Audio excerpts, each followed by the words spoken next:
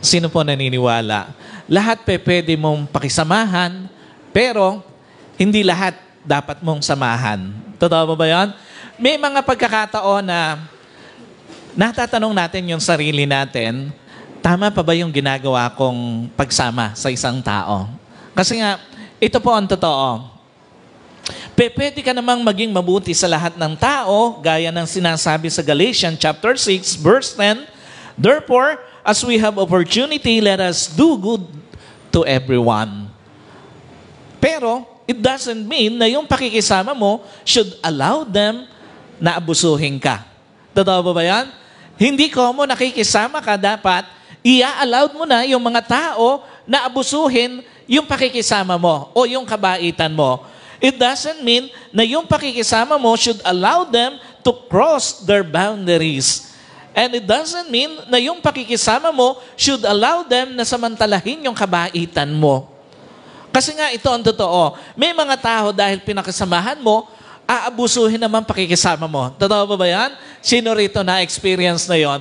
Na nung maging mabait ka, inabuso naman yung kabaitan mo. At ito po ang totoo. May mga tao, dahil doon sa pinakikisamahan mo, kahit hindi na nila dapat pakialaman sa buhay mo, pinapakialaman pa. Totoo ba yan? May mga tao na yung mga bagay na hindi na dapat nila pinakikialaman, they cross the boundaries na dapat, hindi na sila dapat pumunta ron. At dahil, may mga tao po, dahil pinakikisamahan mo, hindi na nila dapat na itanong pa, hindi na nila dapat gawin pa, pero ginagawa nila. Alam niyo po, again, sila yung uri ng tao na laging negativity, drama, at kabigatan ng loob ang dinadala sa'yo every time na makasama mo o makausap mo. Totoo po ba? May mga taong ganon? Na every time na nakausap mo, ang dala sa buhay mo, negativity. Every time na nakausap mo, ang dala sa buhay mo, drama. Ang dala sa buhay mo, every time na makasama mo, kabigatan ng loob mo. At ang tawag po sa kanila ng dictionary, toxic person. Totoo ba? May mga tao pag nakasama mo, nakausap mo, walang bukang bibig, puro negative. Wala kang maririnig na positive. At totoo ba, may mga tao pag nakasama mo, nakausap mo, puro drama ng buhay ang sinishare sa'yo. At may mga tao, pag nakasama mo, nakausap mo, puro bigat ng kalooban ang maririnig mo. Yung positive na positive ka, pero nung dumating siya, pilit kang hinahawahan ng negative. Napansin niyo yan? Yung ang ganda-ganda ng atmosphere sa buhay mo, pero nung dumating siya, napuno na ng drama yung buhay mo. At yung gaan-gaan ng gising mo, pero nung makausap mo siya, buong maghapon mo, bumigat na. Napansin niyo yun? May mga ganong tao sa buhay natin na hindi natin napapansin, pero dahil nga sa mabait ka, pinakikisamahan mo, hindi mo napapansin, nahahawahan ka na ng bigat na dala niya sa buhay. Kaya nga dapat hindi lang bahay ang nililinis, maging ang buhay din. Kaya nga, kasi nga, baka punong-puno ka na ng mga toxic people sa buhay mo, hindi mo pa napapansin. Dapat, naglilinis din tayo ng buhay natin. Naglilinis din tayo ng mga taong natatanong natin dapat yung sarili natin, Lord, dapat ko pa bang ituloy yung pakikisama ko dito sa taong to?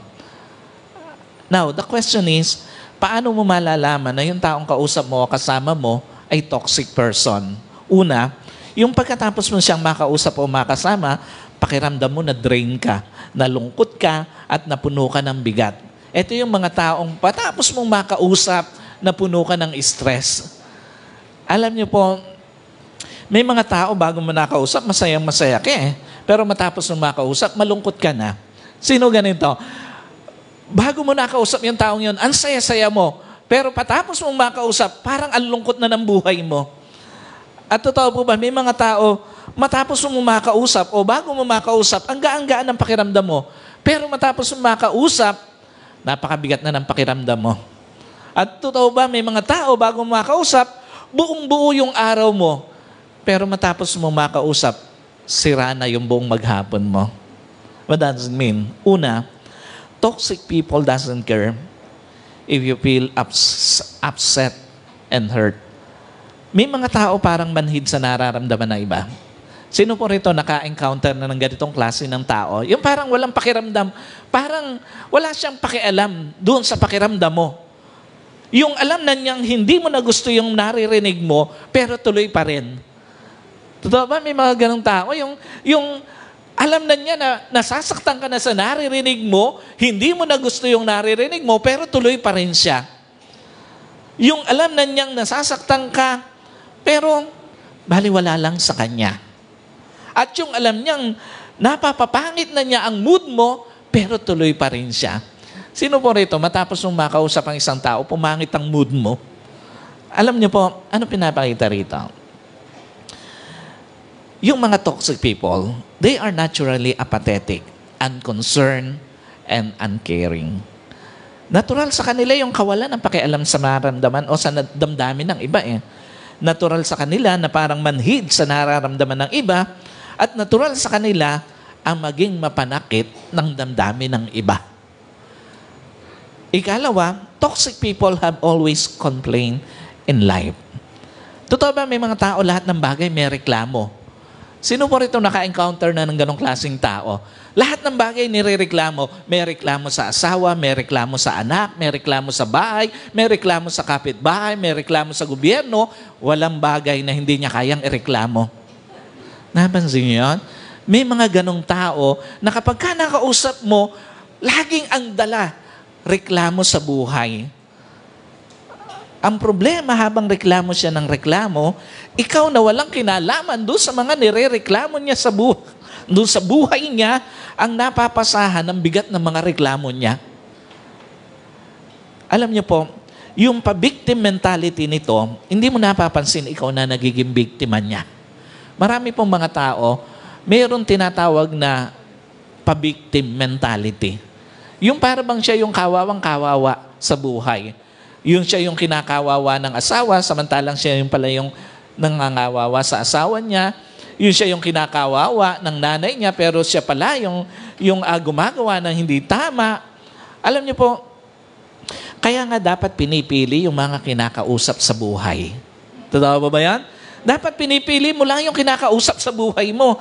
Kaya nga dapat pinipili lang yung pinapakinggan sa buhay mo. Yung bang kapag ka alam mong pangit na yung naririnig mo, hindi na maganda para sa iyo, para sa bahay mo, para sa pamilya mo, dapat pinipigil mo na. Alam niyo po, hindi masama na pinipili yung mga taong kinakausap. At hindi rin masama yung mga taong pinapakinggan. Dahil may mga tao sa halip kabigat o kagaanan, stress ang binibigay sa isang tao. Ikalawa, ano palatandaan na yung kausap mo, kasama mo, toxic person. Pagkatapos mo siyang makasama o makausap, galit ka na rin sa taong siya lang naman ang galit before. Ito yung mga manipulative na mga tao. Totoo ba may mga ganong tao? Pupunta sa'yo, may kagalit, gusto niya, ikaw rin magalit doon sa kagalit niya. Napansin niyo yan? At madalas sino yun? Yung mga manugang. Pupunta doon sa biyanan, galit sa asawa, gusto yung biyanan, magalit doon sa asawa niya. Napansin niyo yan? At the same time, alam niyo po, ano ang gustong ipakita rito ng Panginoon? May mga tao, alam niyo po, every time na nakausap mo, may bagong kasamaan ng loob. Sino rito naka-encounter na ng ganon? Yung bang, kapag ka nakausap mo, ang lagi niyang kwento, may bago siyang kasamaan ng loob. At may mga tao, every time na makausap mo, may bagong sinisiraan sa iyo. At dapat maingat ka sa kanila. Why? Una, may mga tao, pag hindi mo nakinampihan sa mali nila, isang araw ikaw nakakagalitin. Totoo mo ba yan?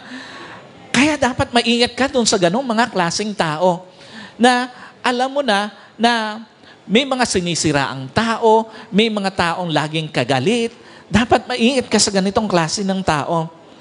Alam niyo po, isang araw pagka hindi kanya nahikayat na magalit doon sa kagalit niya, ikaw naman yung magiging kagalit niya. Ikaw naman yung kakagalitin niya.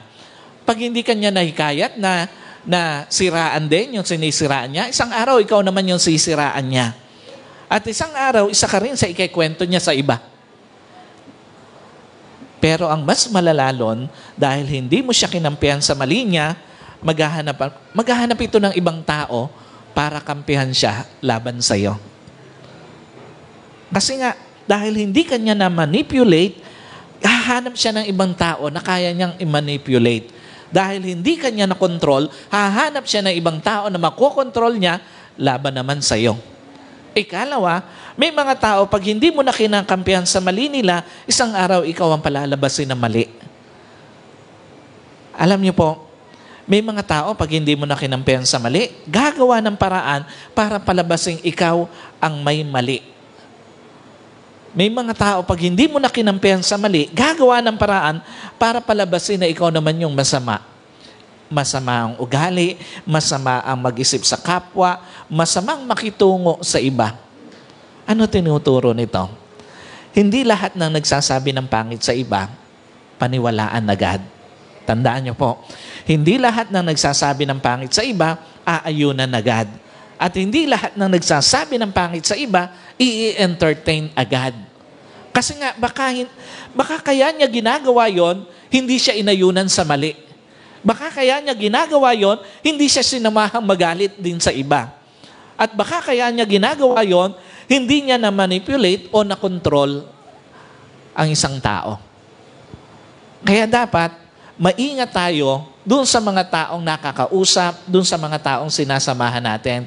Pag ang isang tao, hinihikayat kang magalit sa isang taong siya lang naman ang kagalit, ibig sabihin nun, toxic person ta. Ikatlo, paano mo malalaman na yung taong kausap mo, kasama mo, toxic person? Pagkatapos mo siyang makasama o makausap, mas nasaktan pa kalooban mo. Sino po rito naka-experience ng ganon? Yung matapos mo makausap yung isang tao, parang ang sakit ng kalooban mo doon sa mga sinabi sa'yo, doon sa mga narinig mo mula sa kanya. Again, alam niyo po, may mga tao, sino naniniwala? May mga tao natural na taklesa. Napansin niyo yan? May mga tao, hindi naman dapat pakialaman ng buhay mo, pakikialaman. At totoo ba, may mga tao, walang respeto sa privacy ng ibang tao. At ito ang totoo, yung mga taong taklesa, nakakasakit na ng damdamin, tuloy pa rin. At yung mga taong mahilig mangialam sa buhay ng may buhay, walang pakialam ito sa mararamdaman ng iba. At yung mga taong walang respeto sa privacy ng ibang tao, wala ring respeto sa damdamin ng iba.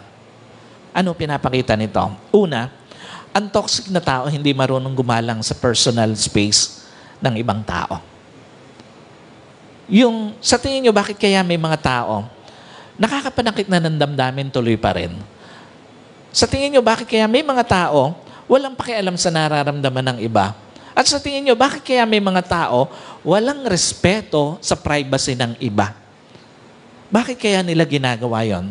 Kasi nga, tandaan nyo po, yung behavior na yon, yun ang way ng isang toxic person para ipakita niya na siya yung may control sa relasyon. Kung kayo'y magkaibigan, kung kayo'y magkapamilya, magkamag-anak, o ano pa man ang relasyon, isang way yon ng isang toxic person para ipakita niya na siya yung may control doon sa relasyon na yon. Kaya niya ginagawa yon. Kaya kahit alam niyang madidisrespect ka, pakikialaman pa rin niya ang privacy ng buhay mo. Napansin niyo yan?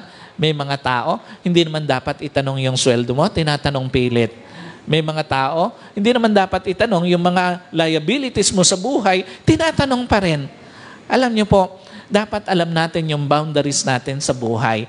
Yung mga pang-personal na, wag na nating pipiliting alamin. Kasi bahagi ito ng pagrespeto o mukha ito ng pagrespeto para sa kapwa natin.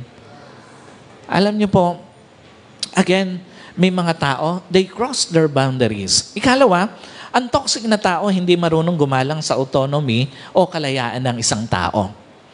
Totoo ba, may mga tao, hindi lang yung personal space ng ibang tao, yung kanilang dinidisrespect, maging yung autonomy o yung kalayaan ng ibang tao. Kalayaan mong manahimik. Sino rito? May mga na-encounter na gustong-gusto mo tahimik, gustong-gusto mong manahimik for a while, pero may mga tao, gustong-gusto kang istorbohin. Alam niyo po, isa sa mga ethics dapat ginagawa natin, lalo na ngayong panahon ng modern technology, bago ka tumawag sa isang tao, mag-chat ka muna o mag-text ka muna. Isa yon sa mga bagay na dapat hindi natin kinakalimutan. Lalo na yung pupunta ka doon sa bahay ng may bahay. Bago ka pumunta, alamin mo muna kung pwede kang pumunta. Hindi yung bigla magugulat na lang yung tao na andoon ka na. Totoo ba? Marami mga taong ganon. Hindi alam yung kanilang boundaries. Ginagawa yung mga bagay na hindi nila alam, nakakapanakit din sa iba. Nakakaapekto din sa iba. Lalo na tayo mga Kristiyano, lalo na mga nakakilala sa Panginoon, leader ka, pastor ka, dapat alam mo yung boundaries na dapat nilalakaran mo lang.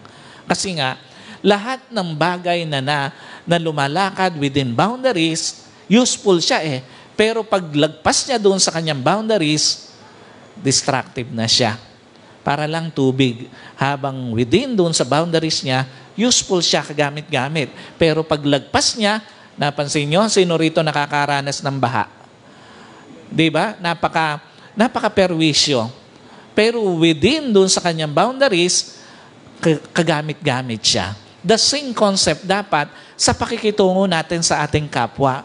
Dapat alam mo kung nasasagasaan mo na ba yung autonomy ng isang tao.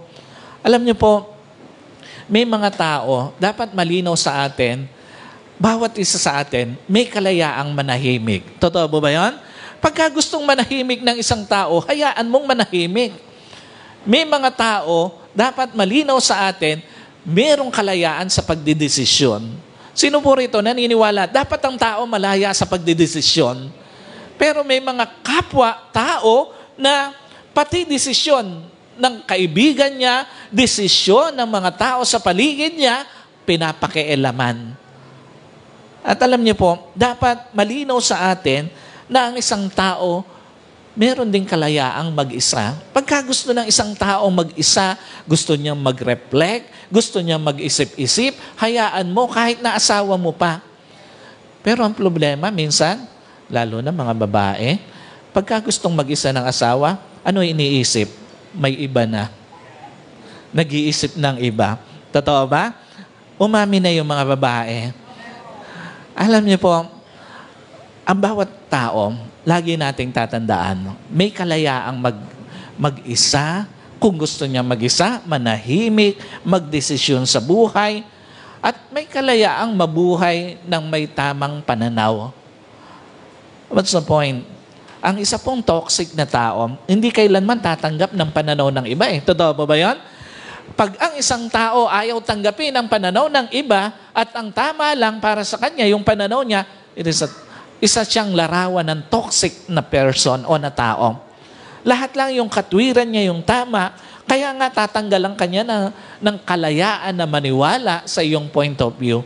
Tatanggalan ka ng kalayaan na paniwalaan yung paniniwala mo at tatanggalan kanya ng kalayaan na gawin ang katwiran mo.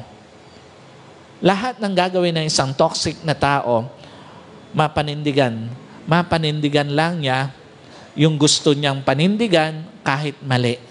Lahat gagawin ng isang toxic person kahit masaktang ka pa.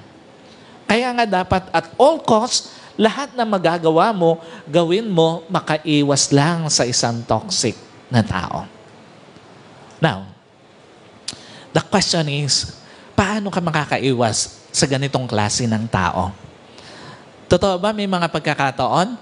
Gusto na nating umiwas doon sa kausap natin kasi nga, nasasaktan ka na, beyond boundaries na yung mga ginagawa, yung mga sinasabi, pero hindi ka pa makaiwas. Alam niyo po, unang-unang paraan, mag-set ng boundaries sa mga taong nakakasama or nakakausap. Sino po naniniwala? Kung may boundaries ka sa sarili mo, mas dapat na may boundaries ka na sineset para sa ibang tao. Sino po naniniwala? Hindi lahat dapat o hindi pwedeng lahat tanggap mo. Tanggap mo lahat yung sasabihin sa'yo, yung gagawin sa'yo, yung itatrato sa'yo. Totoo po ba yun? Hindi lahat pwedeng tanggap mo eh. Yung sasabihin sa'yo, yung gagawin sa'yo, yung itatrato sa'yo. Kasi nga, pansinin nyo, bakit may mga tao, lahat ng gustong sabihin sa isang tao nasasabi? Kasi may mga tao tanggap lang ng tanggap ng sinasabi sa kanila. Napansin nyo yun? Bakit may mga tao, lahat ng gustong gawin sa isang tao ginagawa? Kasi nga, may mga tao tanggap lang din ng tanggap doon sa mga ginagawa sa kanya. At pansinin nyo, bakit may mga tao, lahat ng gustong itrato sa kanya, tinatrato ng isang tao? Kasi nga, tinatanggap lang niya yung ganong klase ng treatment sa kanya. Kaya nga, ang sabi sa Proverbs 25:28, whoever has no rule over his own spirit is like a city broken down without values. Siyang hindi nagpipigil ng kanyang sarili ay parang lunsod na winawasak o winasak at walang pader na nalabi. Bagamat ito po, tanda nyo, bagamat ito po ay isang pangunahing nagpapatungkol sa benepisyo ng pagkakaroon ng self-control, pero tandaan nyo po, mahalaga rin at dapat meron tayong control para sa ibang tao. Doon sa gusto nilang i-embed sa buhay mo, doon sa mga gusto nilang gawin sa buhay mo, dapat alam mo yung control ng ibang tao. What does it mean? Una, you should know when to walk away. Sino po naniniwala? Dapat ang isang tao alam kung hanggang kailan lang dapat mag-stay sa isang relasyon. Totoo ba yan? Sino naniniwala? Dapat malinaw sa'yo kung hanggang kailan ka lang dapat mag-stay dun sa relasyon na yan. Dapat sa isang tao, malinaw sa'yo kung hanggang kailan ka lang dapat mag-stay dun sa friendship na yan. At sino po naniniwala? Dapat malinaw sa isang tao kung hanggang kailan lang siya dapat mag-stay dun sa circle na yan. Ano ibig sabihin nito? You should always have enough courage to leave the table when honor do not serve anymore. Pag hindi ka na kayang irespeto sa isang relasyon, maging matapang ka na iwan ang relasyon na yon. Sino po naniniwala? Pag hindi ka na kayang irespeto sa relasyon na yon, dapat matapang kang kayang iwan yon. Pag hindi ka na kayang irespeto sa isang friendship, dapat matapang ka na kayang iwan yung friendship na yan. At pag hindi ka na kayang irespeto sa circle na yan, either yan ay sa circle sa iyong workplace o saan pa man, dapat matapang ka na kayang iwan yung circle na yan. You should know when to walk away. Because honor can equate to trust. Honor can equate to peace. And honor can equate to worthiness. So para saan pang isang relasyon na hindi mo mapapagkatiwalaan? Para saan pang isang relasyon, pagkakaibigan man yan o ano pa man yan, kung hindi ka kayang bigyan ng kapayapaan? Sino po rito, gusto niya payapa yung kanyang buhay? Payapa yung kanyang relasyon, payapa yung kanyang trabaho, payapa yung circle na kinalalagyan niya. Kaya nga, alam niyo po, pag hindi ka na kayang bigyan ng honor sa relasyon, sa friendship, sa circle, dapat kaya mong umalis ng matatag sa circle na yan. Alam niyo po, ano pinapakita rito ng Panginoon? Hindi ka pwedeng magtagal ng may kapayapaan, kasiyahan sa isang relasyon, sa isang friendship, sa isang circle, nang wala ng pag-honor sa'yo. Dapat, pag wala na yung pag-honor, dapat matatag mo na kayang iwan yon. You should know when to walk away. Kung gusto mo talagang makaiwas sa isang tao na hindi mo na dapat makasama pa, again, dapat alam mo kung kailan ka aalis doon sa relasyon na yan. Ikalawa, mas pahalagahan ng self-care kaysa drama ng ibang tao. Sino po naniniwala? Isa sa matalinong pagpili sa buhay, yung kapanatagan ng puso mo kaysa drama ng ibang tao. Totoo mo ba yan? Sino naniniwala? Mas mahalaga yung self-care kaysa doon sa drama ng maraming mga tao sa paligid mo. Ano pinapakita rito? Isa sa mga matalinong pagpili sa buhay, yung piliin mo yung kapanatagan ng puso mo, ng isip mo, kaysa doon sa maraming drama ng maraming mga tao. Kaya nga pansinin nyo, ang sabi ng Proverbs 13:20, ang lumalakad na kasama ng matatalino ay magiging matatalino rin. Ngunit ang kasama ng mga hangal, kapahamakan ang daranasin. Ano pinapakita rito? Una, ikaw at hindi ibang tao ang dapat magdesisyon sa ikapapayapa ng buhay mo. Sino po naniniwala? Walang ibang tao na dapat mag-decide para sa ikapapayapa ng buhay mo, ng isip mo, maliban ikaw. What does it mean? Kung yung asawa mo nagloko, dapat ka bang gumanti? Hindi. Hayaan mo lang siya na magloko. Huwag ka nang dumamay pa sa kalokohan niya. Besides, wala namang nagloko na napayapa ang buhay. Totoo po ba yan? Lahat ng nagloko, hindi napayapa ang kanilang buhay. Lahat ng nagloko sa kanilang marriage, gumulo ang buhay. Lahat ng nanloko ng asawa, gumulo ang buhay. So, kung tuluyang kang iniwan habang buhay na siyang nagloko, habang buhay na rin magulo ang buhay niya. Tandaan niyo po. Kaya hindi mo naman kailangan gumanti Kaya nga sa mga asawa na patuloy na niloloko ng asawa, huwag kang gaganti. Hindi mo kalugihan kalugihan niya yon. At the same time, kung may mga taong sinisiraan ka o sinisiraan ka pa matapos mong tulungan, hayaan mo lang. Dapat ka bang mag-react violently? Dapat mo bang komprontahin? Dapat mo bang ipamalita din siya? No. Hindi. Sa halip, hayaan mo yung ginagawa niya ang magpakilala ng totoong pagkatao niya. Dapat malinaw sa atin yung mga ganong bagay. Hayaan mo yung ginagawa niya ang tuluyang sumira sa pagkatao niya at hindi sa pagkatao mo. Kung sinisiraan ka man, alam mo na sinisiraan ka, hayaan mo lang. Kasi hindi mo kasiraan yon. Iyon ay kasiraan niya. In fact, at the end of the day, hindi mo kalugihan na may naninira sa iyo Kalugihan niya yon. So always choose your peace of mind, of your heart and of your spirit over sa drama ng maraming tao sa buhay. Mas piliin mo lagi yung kapayapaan ng puso mo, ng espiritu mo, ng isip mo, kaysa sa drama ng ibang tao. Nagloko asawa mo, hayaan mo sa kalokohan niya. May mga naninira sa iyo, hayaan mo yung mga naninira sa iyo. Ang importante, at the end of the day, mapayapa kang natutulog. At the end of the day, masaya kang nagkakape. At the end of the day, masaya ka sa buhay na pinili mo. Ikatlo, para makaiwas dun sa mga taong hindi mo naman dapat na isama sa buhay mo, matutong putulin ang relasyon sa toxic person.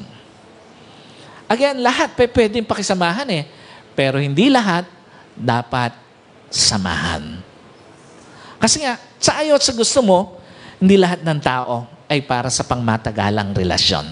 Tandaan niyo po, hindi lahat ng taong dumating sa buhay mo, pangmatagalang relasyon talaga. At sa ayaw at sa gusto mo, hindi lahat ng tao na nakasama mo ay dapat manatiling kasama mo.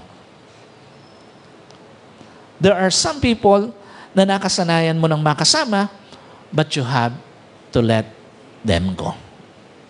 Totoo po ba yan? May mga tao na kasanayan na nating makasama, kaibigan, yung mga minahal mo, pero darating talaga yung point na you have to let them go. There are some people na akala mo meant for last na, but you have to let them go. Totoo po ba yan? May mga tao, akala natin, meant for last na, meant for forever na, but you have to let them go. And there are some people na minahal mo na rin, but you have to let them go.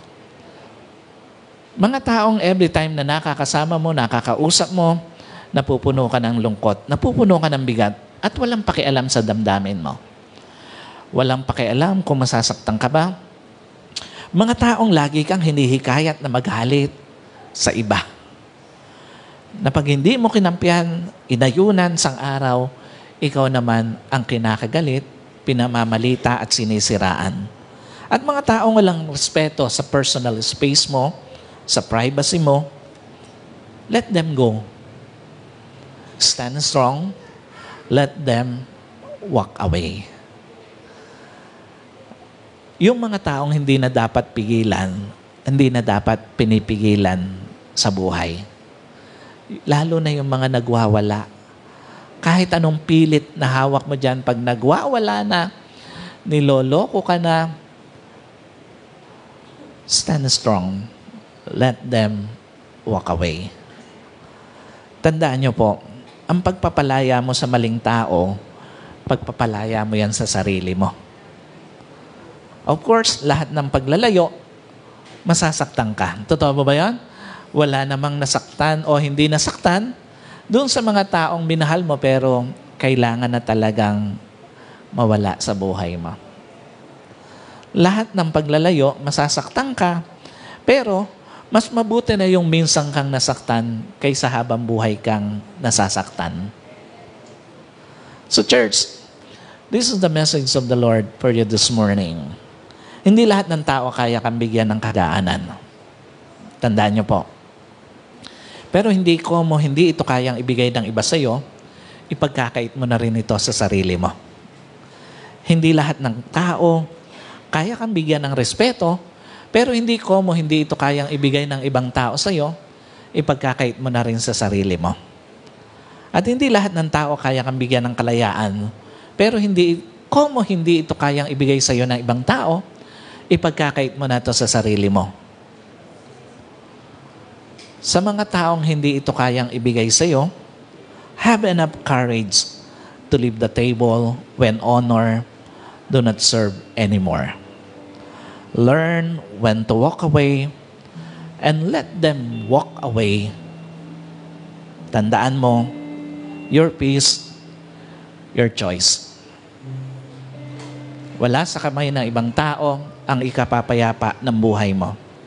Nasa kamay mo dahil ibinigay ito ng Diyos sa iyo at hindi sa kamay ng ibang tao. Again, your peace, your choice. So let us pray. Panginoon, patuloy po kaming lumalapit sa iyo. Lord, maraming mga pagkakataon nabibigatan kami dahil doon sa mga tao na sa halip kagaanan, kabigatan yung dinadala sa amin. Sa halip kapayapaan, kaguluhan ang dinala sa aming puso. Bagamat, again, masakit ang anumang paghihiwalay sa buhay ng isang tao, pero salamat dahil tinuturuan mo kami na mas pahalagahan ang kapayapaan ng aming puso, ng aming isipan, ng aming espiritu.